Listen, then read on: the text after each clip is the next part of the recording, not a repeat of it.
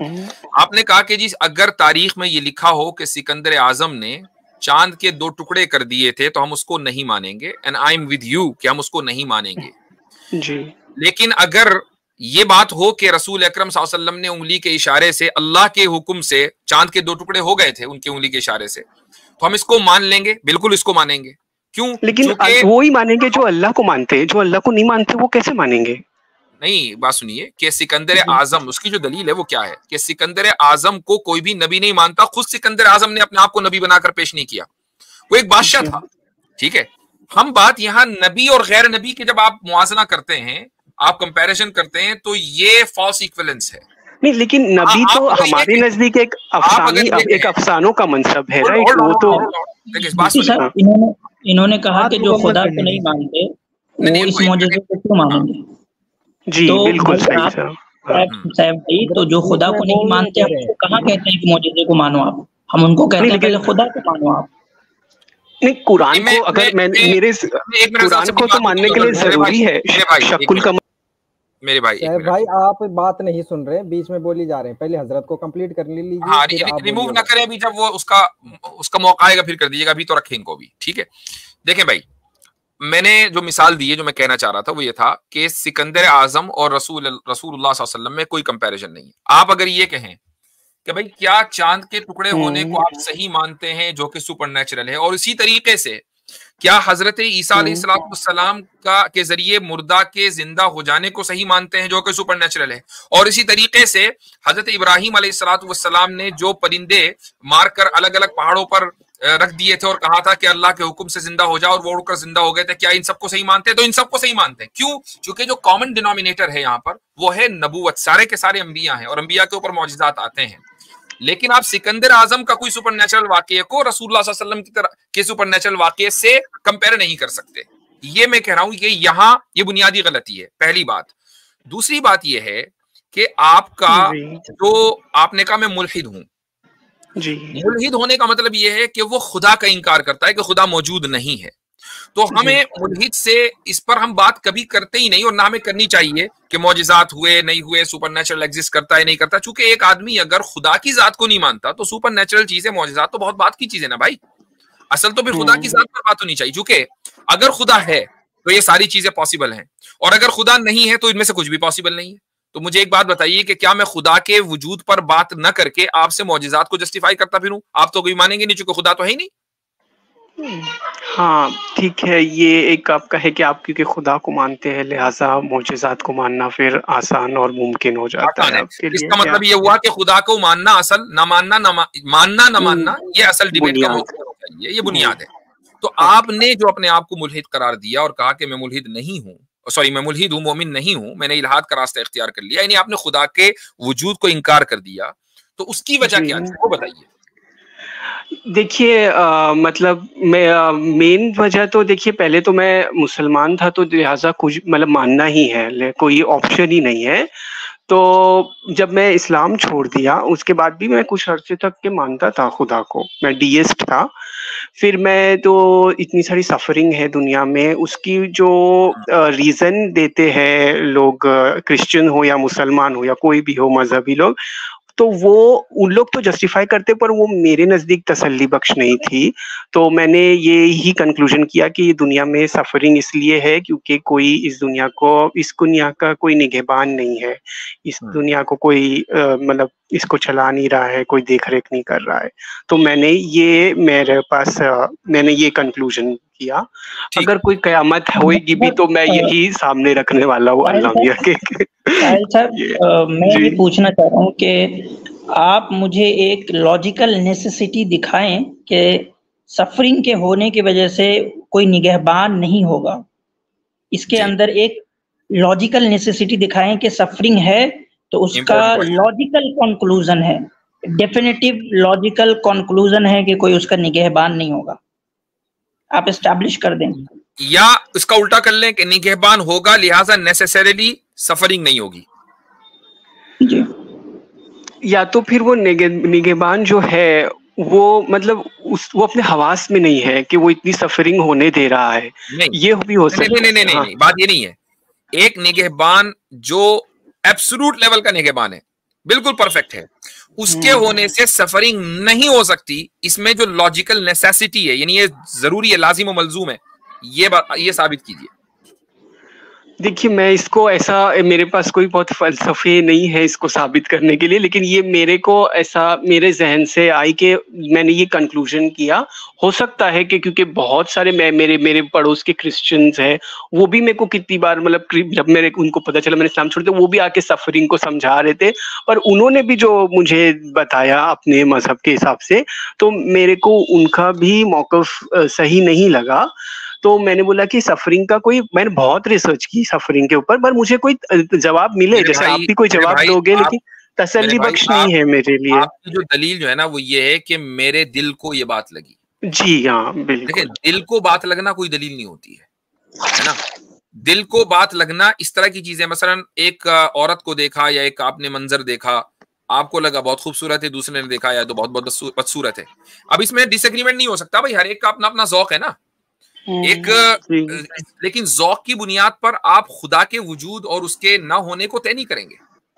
ये अकल की बुनियाद पर होगा, ज़ौक़ की बुनियाद पर नहीं होगा। आप क्या कर रहे हैं कि एक चीज जिसको अकल की बुनियाद पर तय किया जाना चाहिए, उसको आप अपने ज़ौक़ की बुनियाद पर तय करना चाहते हैं, तो पैरामीटर ही गलत है। तो हो सकता है सैफ भाई, यानी कि आपसे जो बात करके अभी तक समझ में आया कि आपके पास कोई एक मजबूत डेफिनेटिव दलील नहीं थी खुदा के इनकार करने की, लेकिन आपने बस यूं ही इमोशनली जो है वो इनकार कर दिया।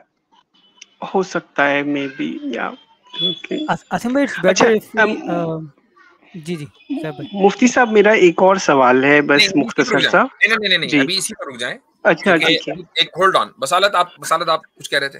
नहीं, मैं ये आसिम भाई से मुखातिब होकर कह रहा था कि आसिम भाई, अगर if we can talk to him in person, या अगर मुफ्ती साहब के पास टाइम हो। हाँ, नहीं, वो इंशाल्लाह इन पर्सन ही बात करेंगे। अभी इस मौजू पर इसको थोड़ा सा और स्ट्रेच करते हैं। तो देखें मेरे भाई, आपने ये कहा कि मेरे हिसाब से कोई सेंस नहीं बनता, लेकिन अकली तौर पर आपके पास कोई ऐसी आर्ग्यूमेंट नहीं है कि निगहबां अगर होगा तो सफरिंग किसी भी सूरत में नहीं होगी। अगर निगहबां है और सफरिंग है तो इसका मतलब ये कि निगहबां नहीं है। इन दोनों में जो लॉजिकल नेसेसिटी है वो आप उसको साबित नहीं कर सकते और ना है। ठीक है, अगर आप ये साबित कर देंगे तो बात आगे बढ़ेगी। अब मैं एक चीज आपको और बताता हूं ऐड करके। मान लीजिए जो निगहबां है इस दुनिया का, वो ये कहता है देखो मैं निगहबान हूं, मैं मौला हूं, निअमल मौला व निअमन नसीर। वो ये कहता कि मैं बहुत बेहतरीन निगहबान हूं, मददगार हूं।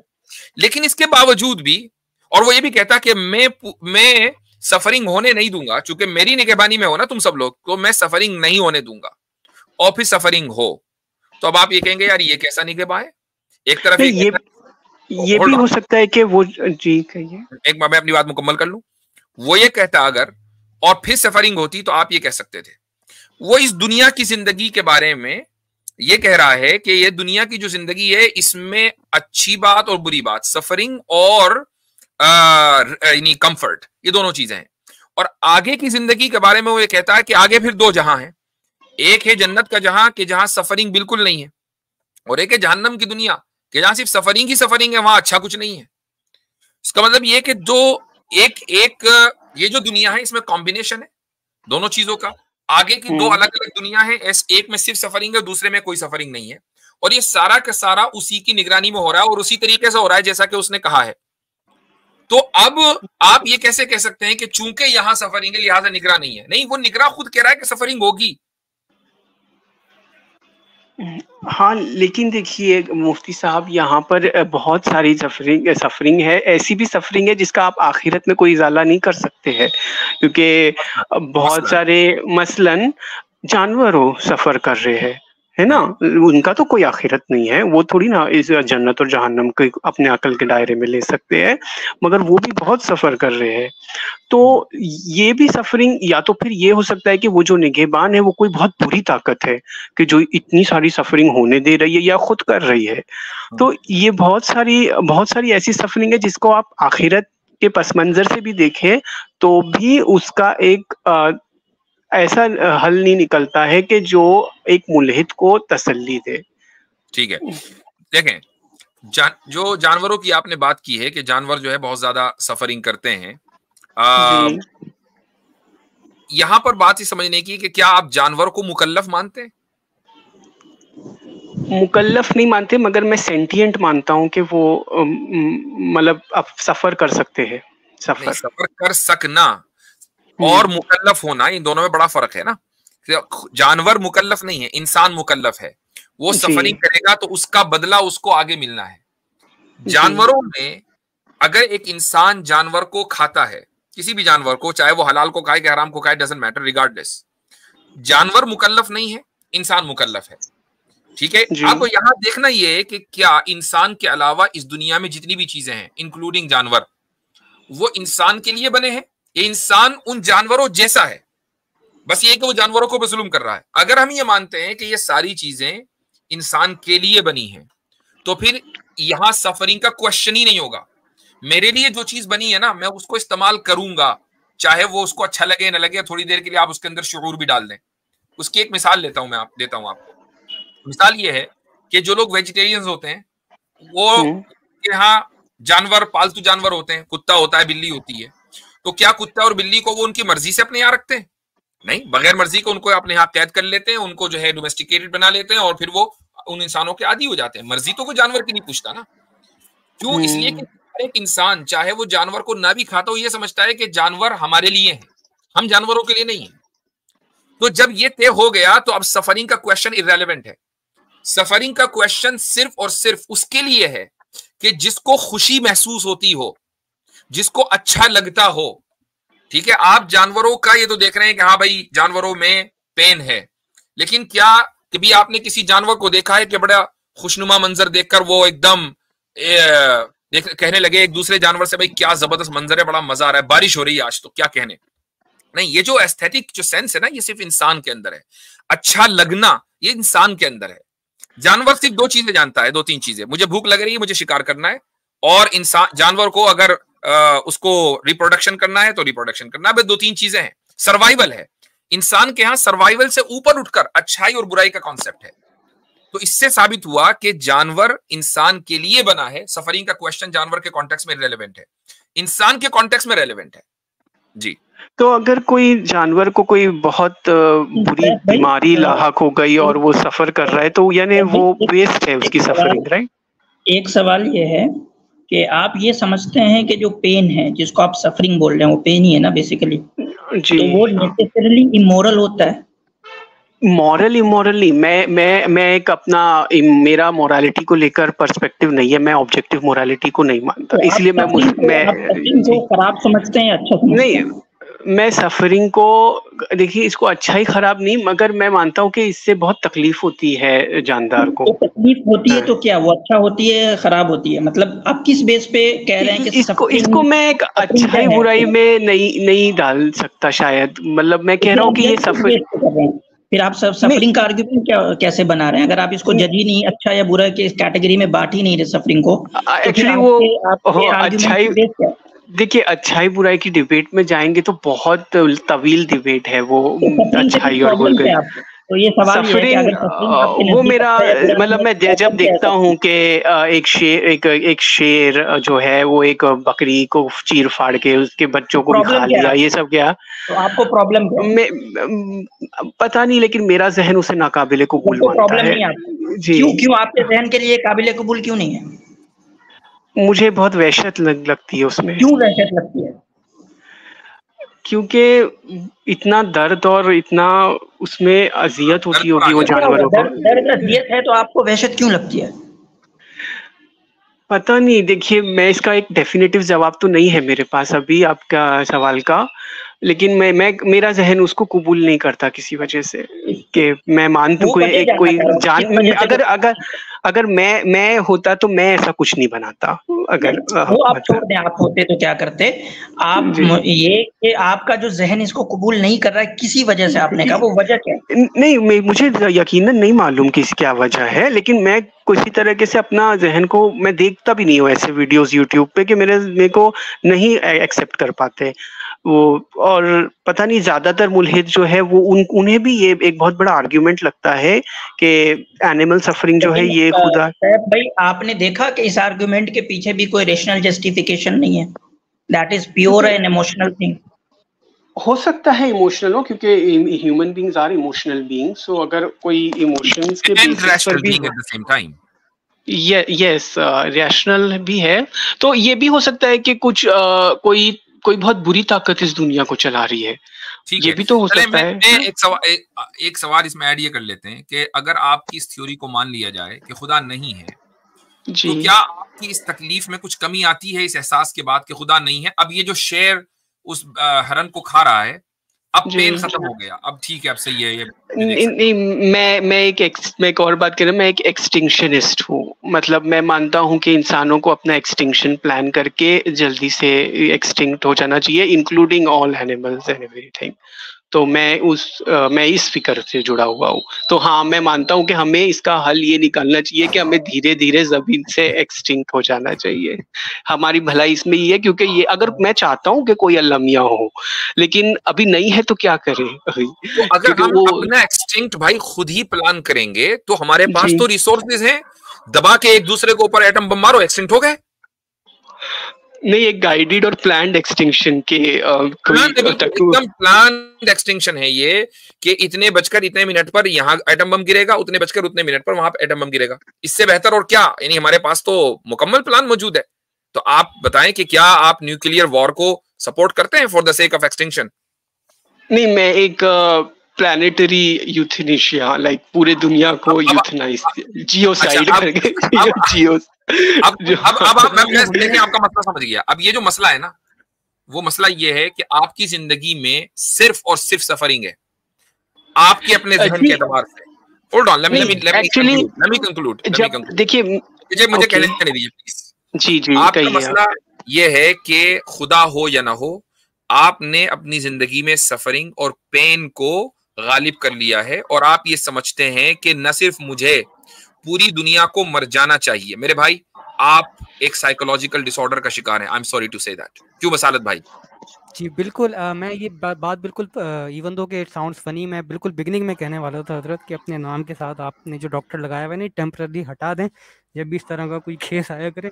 और नंबर 2 ये कि हमने ये तो सुना था कि मुल्हिदीन जो है वो बात करते हैं यूटोपिया की, यहाँ तो एक इथोपिया वाला केस आ गया है बिल्कुल। इथोपिया होना चाहिए।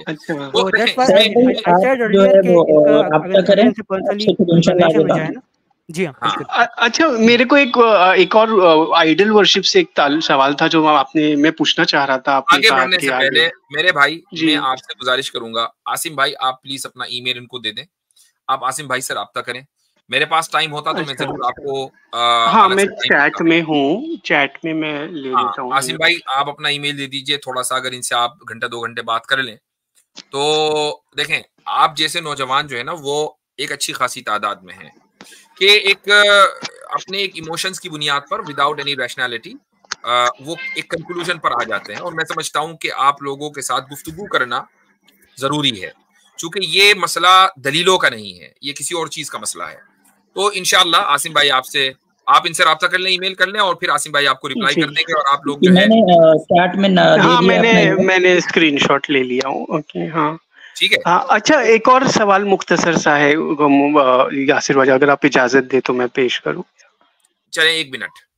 ओके, देखिए, एक हिंदू आलिम का मैंने उनका सुन रहा था, तो उन्होंने मूर्ति पूजा के ऊपर उनका सवाल था। तो उन्होंने कहा कि हम जो भी हिंदू है, वो उस पत्थर की या उस ईंटे की पूजा नहीं करता, वो उसका इस्तेमाल करता है परवरदिगार की पूजा करने के लिए, ठीक उसी तरह जिस तरह मुसलमान काबे का इस्तेमाल करते हैं, हजर असवद का। ये ओल्ड क्वेश्चन है, ऑब्जेक्शन है, हम इसका जवाब दे चुके हैं। बिल्कुल बोगस किस्म का एतराज करते हैं ये लोग। और परवेजी जो है वो हजर असवद का इनकार कर चुके हैं, आपको मालूम है? परवेजी फिरके के जो लोग हैं, उन्होंने इररेलेवेंट उसको शिर्क मानते हैं। ठीक है, इररेलेवेंट है। मैं जो कह रहा हूँ वो ये है कि ये बिल्कुल उस तरीके से इबादत नहीं करते हैं, बल्कि जमीन आसमान का फर्क है। हमारे एतबार से अगर काबतुल्लाह वहां मौजूद ना हो, मसलन खुदा न खास्ता कोई उसको डिस्ट्रॉय कर दे, तो हम फिर भी उसी डायरेक्शन में किबला मानकर नमाज पढ़ रहे होंगे। ठीक है। और जो हिंदू हजरात हैं, मान लीजिए अगर किसी मूर्ति को तोड़ दिया जाए तो वो उनकी पूजा उस डायरेक्शन में नहीं होगी, उनकी पूजा उस वक्त तक रुकी रहेगी जब तक कि मूर्ति को दोबारा वहां स्थापित ना कर दिया जाए। तो जमीन आसमान का फर्क है भाई। इसलिए आप जो है सिंपली इन इमोशंस, जो इमोशनल आर्ग्यूमेंट्स आपके हैं, बल्कि आर्ग्यूमेंट्स भी नहीं, इमोशनल एक्सक्यूजेस हैं, इनको हल करने के ऊपर तवज्जो दीजिए, इधर उधर छोड़ दीजिए। तो इंशाल्लाह फिर आपसे आसिम भाई बात करेंगे। ठीक है, शुक्रिया मुफ्ती साहब। चलें जी, अगले कॉलर को लेने भाई। सतेंद्र दोबारा आए हैं। राजू सोनी को लिया है जरा। राजू, ठीक है। आपका कैमरा खुला सा लग रहा है, अगर चाहे तो। जी भाई बोलें। राजू। हेलो। हाँ जी मुफ्ती साहब नमस्कार। आदाब, क्या हाल चाल है? बढ़िया सर, मैं तो आपका बहुत प्रोग्राम देखता हूँ और थोड़ी सी लैंग्वेज का प्रॉब्लम है, आदत की कोई समझ नहीं आती। हाँ, ये अब देखें, इसको कंट्रोल करना जरा मुश्किल है, क्योंकि मैं कोशिश करता हूँ कि इंग्लिश के लफ्ज भी यूज करूँ, लेकिन फिर थोड़ा सा गाढ़ी उर्दू के अल्फाज भी कभी कभी आ जाते हैं। वो अब हमें इंग्लिश भी कम आते हैं, हम हिंदी समझते हैं, हमें इंडिया से। अब देखें, मुझे हिंदी बहुत ज्यादा नहीं आती है, समझ लेता हूँ कभी कभी कॉन्टेक्स्ट, लेकिन हिंदी के बहुत ज्यादा अल्फाज जो हैं वो जबान पे नहीं चढ़े हुए हैं। अच्छा, आप अच्छा करते हो, बाकी मैं बहुत सुनता रहता हूँ आपको। हाँ, अच्छा, कल एक वीडियो क्लिप इस लैंग्वेज पर बता रहा हूँ, कल एक वीडियो क्लिप हमने देखी, उसकी क्या नाम है, वो जो एथिस्ट है जावेद अख्तर, तो एक इंडियन कोई एंकर है, न्यूज एंकर, क्या नाम है उसका, अंजना ओम कश्यप। तो तो वो पूछने लगी जावेद अख्तर से कि भाई आप जो है किसी फिल्म के डायलॉग के बारे में बात हो रही थी कि आपने उर्दू सिर्फ 15% ही उसमें रखी है, बाकी इंग्लिश के अल्फाज हैं, पता नहीं क्या था कॉन्टेक्स्ट। बहरहाल उसने, जावेद अख्तर ने जो जवाब दिया वो ये था कि भाई उर्दू की बात ऐसी है कि जब तक लोगों को समझ में आती है तब तो वो कहते हैं कि हिंदी है, जैसे ही समझ में आना बंद हो जाता है कहते हैं उर्दू है। वो कुछ अल्फाज हम भी उर्दू के बोलते हैं ना। हाँ, अब आपने देखे, आपने अल्फाज बोला, ये भी उर्दू का लफ्ज। हाँ, ये उर्दू का लफ्ज। हाँ, अब ये बात है, हम ये कॉमन लैंग्वेज है, हम आप हमारी वीडियोस वगैरह और हम हमसे इंटरेक्शन करते रहेंगे तो समझ में आ जाएगा इंशाल्लाह। वो ऐसा था ना, हमारे माँ बाप का दोनों का जन्म पाकिस्तान का था। अच्छा, ओके। और अब कुछ वो बोलते थे ना, कुछ शब्द उनके लफ्ज उर्दू के होते थे, वो हमें पता है। लेकिन राजू भाई राजू भाई, जो लोग पैदा हुए ना पाकिस्तान में, उर्दू तो असल में दिल्ली लखनऊ की जबान है, वहां तो या तो सिंधी बोलते थे आपके माता पिता, या तो सिंधी बोलते होंगे या पंजाबी बोलते होंगे, यही दो मतलब। वो जो थे डेरा गाजी खान के थे हमारे पिताजी। हाँ, तो वो तो पंजाब का एरिया, ठेठ पंजाबी बोलते हैं वहाँ डेरा गाजी खान में। अब बसालत भाई ने तो हमारी उर्दू ले ली है, वो तो उर्दू तो हमारी जबान थी, क्यों बसालत भाई? नहीं, ऐसी बात नहीं, हम भी उर्दू ही बोलते थे। पंजाबी में बहुत सारे वर्ड उर्दू के हैं। मट्टी वहाँ की शेयर करते हैं, ऐसी बात नहीं है। अच्छा, ये बात है। Divided by border, United by heart. हाँ, ये बात सही है जी। राजू भाई, चले मौजू पर आ जाए, लैंग्वेज का मसला तो चलता रहेगा जी, फरमाइए। बस आपसे दुआ सलाम करनी थी। बहुत अच्छा लगा आप तशरीफ लाए, और आप अगर हमारी दोबारा फिर ज्वाइन होऊंगा मैं कभी। चले, ठीक है, बहुत बेहतर है, ओके। चलें जी, अगले कॉलर को ले लें। कौन है? आतिफ भाई आप लें, जिसको भी लेना है। नीचे जो है वो कमेंट में हमारी दुरुस्तगी हो रही है कि डेरा गाजी खान में सराइकी बोलते हैं, पंजाबी नहीं जी। अच्छा, कौन है भाई? केरला ये दुरुस्तगी मैं करने वाला था, लेकिन मैंने कहा कुछ ज्यादा ही रिसर्च कर लिया आसिम भाई ने, हो सकता है मैं डिबंक करूं। केरला एथिस्ट। हेलो जी भाई। आप सब पैनल को मेरा नमस्कार, आदाब। मेरा एक क्वेश्चंस थे 2-3, मैं सब आपके ओपिनियन जानना चाहता था। पहले आप इस वक्त एथिस्ट हैं, और पहले आप हिंदू थे, सनातनी थे या मुसलमान थे? मैं पहले क्रिश्चियन था। पहले क्रिश्चियन थे, अब आप एथिस्ट हैं, ओके। हाँ, अब ये मैं एथियस्ट हूँ। एक्चुअली मैंने ह्यूमन वर्सेस साइंस के कुछ वीडियोस देखे थे, जिसके ओके बाद मेरे को लगा कि सही एथियस्ट मेरे जो वर्ड्स है, जो मेरे थिंकिंग है उनके साथ मैच हो रहा है, इसीलिए मैं एथियस्ट की तरफ चेंज हुआ। ठीक है, यानी मतलब ये एक तो साइंटिस्टिक माइंड रखते हैं, बस इतनी बात है। ठीक है, हाँ हाँ, ठीक तो मेरा एक क्वेश्चन, मेरे 3-4 क्वेश्चन है जिसमें मैं आपका ओपिनियन जानना चाहता हूँ। तो मेरा पहला क्वेश्चन है कि अगर आपके बच्चे हैं और आपके पास पावर है और आप मरने के बाद उनसे पूछना चाहते हो कि अगर उनको आप सजा देना चाहते हो, जैसे कि आप वर्ड से भी उनको सुधार सकते हो और आग में डाल के हेल और हेवन का कॉन्सेप्ट भी रखना चाहते हो, तो आप कौन सा कॉन्सेप्ट यूज करोगे करके? ठीक, लोडेड क्वेश्चन है, इसका जवाब देंगे जरूर, और उसके बाद फिर आप मेरे सवाल का जवाब देंगे। डिपेंड करता है कि उन बच्चों की नाफरमानी कितनी है। मान लीजिए उन बच्चों की नाफरमानी ये है, नाफरमानी का मतलब डिसोबीडियंस, आप शायद पता नहीं कितनी उर्दू जानते होंगे, अभी उर्दू में बात हो रही थी, तो डिसोबीडियंस का लेवल क्या है?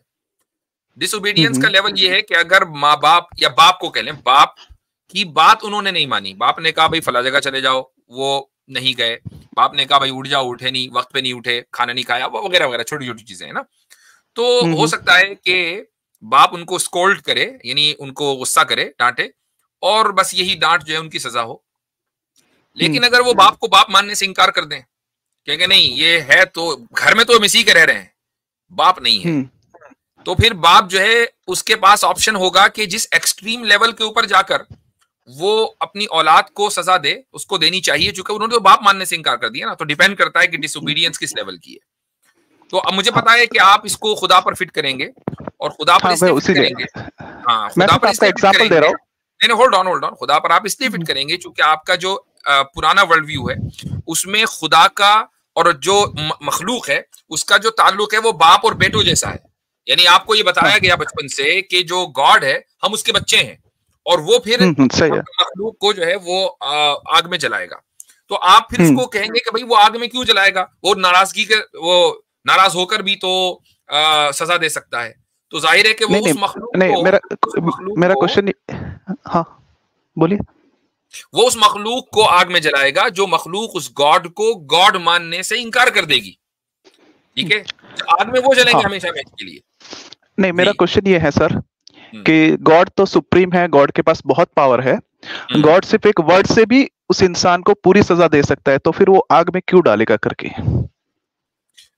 अगर ये बात हो कि वो एक वर्ड से भी पूरी सजा दे सकता है, तो फिर एक आदमी जो है ना कभी भी आइडल वर्शिपिंग से या खुदा के इंकार से रुकेगा नहीं। मसलन मैं आपसे कहूं कि भाई आपकी इस थ्योरी को मान लिया जाए कि भाई मुशरिक जो हैं, जो शिर्क करने वाले हैं, आइडल वर्शिपर्स हैं, उनको इतना ज्यादा टेंशन लेने की जरूरत नहीं है, खुदा तो एक वर्ड से पूरी सजा दे देगा। उनको किसी भी तरह का कोई उनके दिल में जर्रा बराबर भी खौफ पैदा ही नहीं होगा। ये पॉसिबल ही नहीं है कि वर्ड से सजा दी जाए।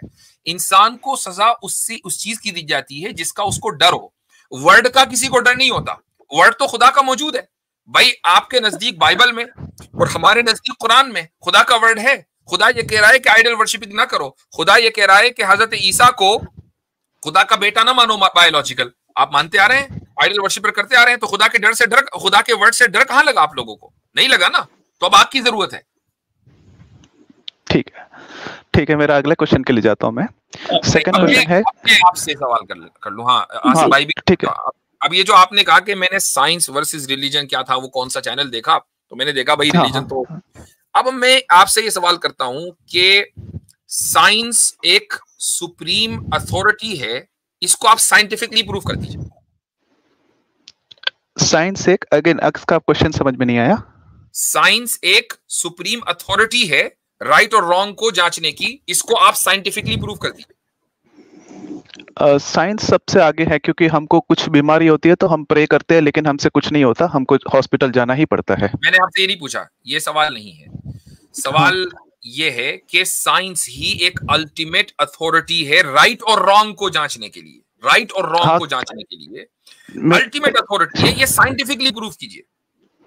जैसे कि आप लोग खुद भी, मैंने आपके चैनल में भी देखा है कि आप बहुत सारे जगह में आप लोग साइंस का यूज करते हो, क्योंकि आपको प्रूव करना पड़ता है कि रिलीजियस सही है, यानी आप भी साइंस का ही यूज कर रहे हो।